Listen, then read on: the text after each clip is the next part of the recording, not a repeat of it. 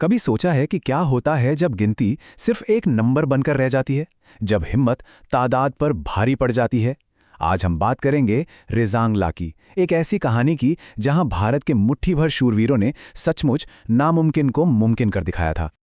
तो सवाल ये उठता है, क्या सच में 124 सैनिक 5000 की फौज को रोक सकते हैं? सवाल ये नहीं है कि क्या वो कर सकते थे। सवाल ये है कि कैसे किया उन्होंने ये सिर्फ एक लड़ाई की कहानी नहीं है। ये इंसान के जज्बे की, उसके हौसले की वो हद है जिससे आज भी पूरी दुनिया सलाम करती है। चलिए उस दिन में चलते हैं। तारीख थी 18 नवंबर 1962। जगह थी लद्दाख में 18,000 फीट की ऊंचाई पर जमा हुआ एक दर्रा रेजांगला, और दांव पर लगी थी भारत की उत्तरी सीमा की इज्जत और सुरक्षा। और हिफाजत के लिए वहां कौन था? चार्ली कंपनी 13 कुमाऊं रेजिमेंट के सिर्फ 124 सैनिक।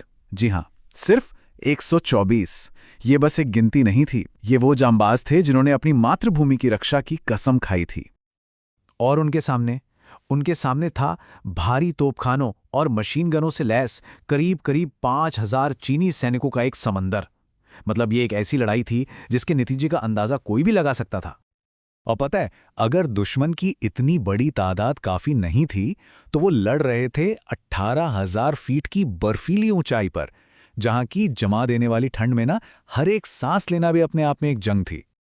और फिर सूरज निकलने से ठीक पहले अंधेरे और कोहरे की आड़ में दुश्मन ने धावा बोल दिया। रेजांगला की वो ऐतिहासिक लड़ाई शुरू हो चुकी थी। हमला एक के बाद एक लहर की तरह आता रहा, पर हर लहर को मिला एक ही जवाब, फौलादी हिम्मत, भारत माता की जय के नारों के साथ। जब गोलियां कम पड़ने लगीं तो बात संगीनों पर आ गई, और जब वो भी नाकाफी हुई तो हमारे जवान अपने नंगे हाथों से लड़े। सोचकर देखिए, यह हथियारों की जंग थी ही नहीं, ये तो इच्छा शक्ति की जंग थी। भारतीय सैनिकों ने अपने पास मौजूद हर चीज का इस्तेमाल किया, पत्थर तक का। ये साबित कर दिया कि उनका इरादा उनके सीमित हथियारों से कहीं ज्यादा मजबूत था। और इस बेमिसाल बहादुरी के बीचों बीच थे एक ऐसे लीडर जिनकी कहानी आज एक मिसाल बन गई है। मेजर शैतान सिंह भाटी। नाम था उनका शैतान सिंह, लेकिन काम था फरिश्तों वाला। अपने जवानों के लिए वो एक लीडर से बढ़कर थे, एक गार्जियन की तरह थे। वो उन्हें उस मिट्टी की रक्षा के लिए प्रेरित कर रहे थे जिस पर वो सब जान छिड़कते थे। गोलियों की बौछार के बीच वो एक चट्टान की तरह डटे रहे, एक पोस्ट से दूसरी पोस्ट तक भागते रहे, बस ये पक्का करने के लिए कि उनके जवानों का हौसला एक पल के लिए भी ना टूटे। इसे कहते हैं सामने से लीड करना।